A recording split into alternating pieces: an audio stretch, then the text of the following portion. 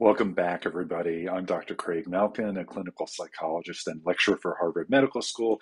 I'm also the author of Rethinking Narcissism, which is devoted to helping you understand and cope with narcissism in all its forms in all your relationships. If you like my videos, please consider turning the notification bell on so you can see them when they come in.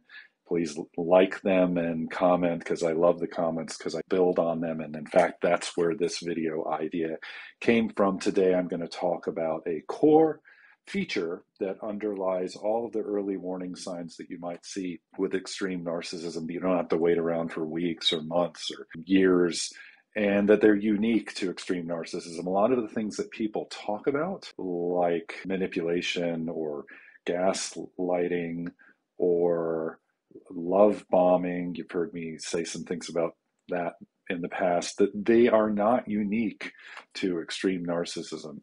And this really gets to the heart of it all. The vulnerability dodge is really the driver of all of the signs that you might point to that I've described before, and I'm going to touch on one of those signs today, that lead to the predictable patterns that you want to be aware of so that you can say something, so you can address them when they come up, and especially if they come up in yourself, for those of you who might struggle with extreme narcissism and you're seeking out some information like my videos. Vulnerability dodge is a predictable, logical outcome for somebody who's grown up in an environment where they haven't felt like they can trust themselves in other people's hands. That when they're sad, scared, lonely, blue, they don't feel like they can turn to people with those vulnerable feelings for mutual care and comfort and connection, and really to get help and support. And the vulnerability dodge is a way of avoiding those feelings while self-enhancing at the same time. That is what's unique to this, because many of us engage in some version of these patterns I'm going to talk about, but what makes it unique and what makes it different and makes it more of a tell in early on in a relationship for somebody who struggles with extreme narcissism, that it's that dodge of vulnerable feelings paired with some way of feeling exceptional or special or unique. It is an end run around those vulnerable feelings, because if I really don't trust that I can risk telling you if I am sad or ashamed or angry, that you'll listen, that you'll understand, that you'll care, then I'm going to try to find ways to soothe myself in some other fashion. And really, the vulnerability dodge is an attempt to leave out those feelings, to deny them in oneself, and to feel better by turning to some sense of feeling special, either especially misunderstood in the case of, say, covert narcissism, or brilliant and beautiful or handsome in the case of overt narcissism. In any way, in any form that it takes, it's really an attempt to soothe and leave those more vulnerable feelings out.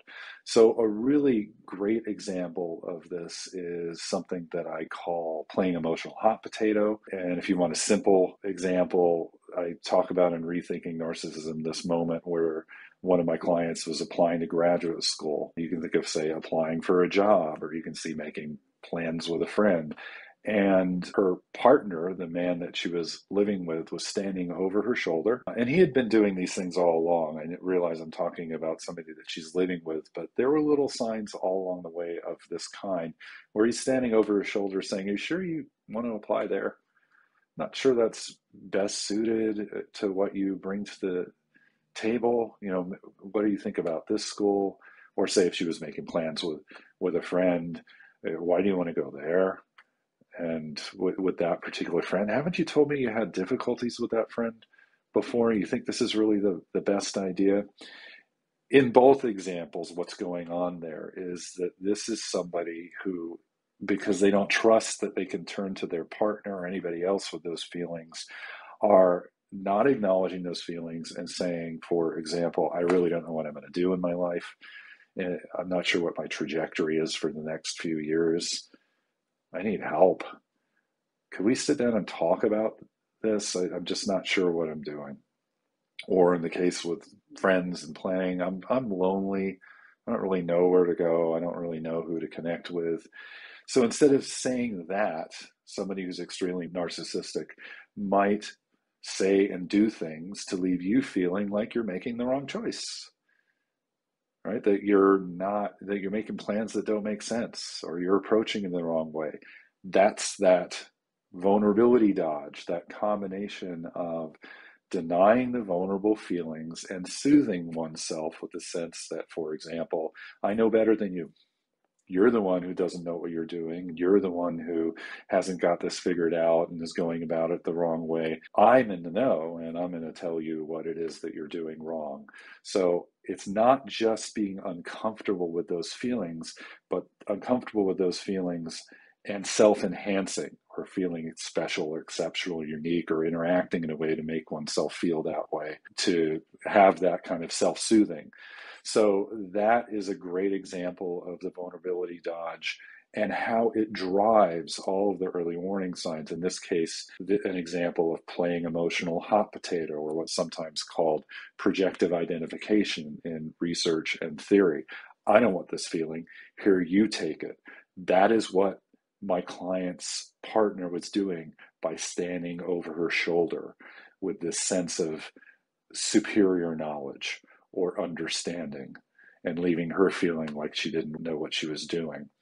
If you want to test out whether or not somebody has some flexibility about this, you can do what I call reverse engineering the emotion. That is, if you started out an interaction and you weren't feeling any of these things, and by the end of them you are, chances are there's some vulnerability dodge in the form of a game of emotional hot potato going on, and you can reverse engineer.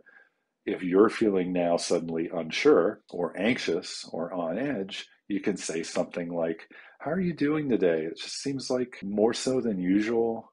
You seem a little anxious or on edge, or like something is on your mind.